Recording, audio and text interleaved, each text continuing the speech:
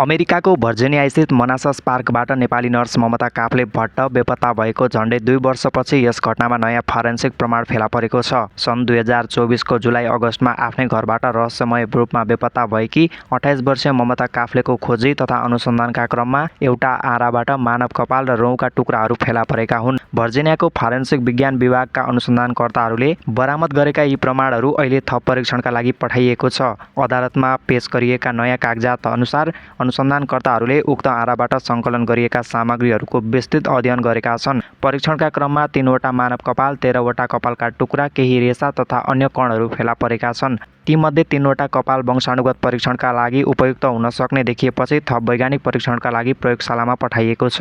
अन्य कपालका टुक्रा भने यस्तो परीक्षणका लागि उपयुक्त नरहेको जनाइएको छ। यस घटनामा ममताका श्रीमान नरेश भट्टमाथि हत्या तथा शव लुकाएको आरोपमा कानुनी प्रक्रिया जारी छ, तर ममताको शव भने अहिलेसम्म फेला परेको छैन। नयाँ प्रमाण फेला परेसँगै अनुसन्धान थप महत्त्वपूर्ण मोडमा पुगेको छ। अब परीक्षणको नतिजाले घटनाबारे थप तथ्य सार्वजनिक गर्ने अपेक्षा गरिएको छ।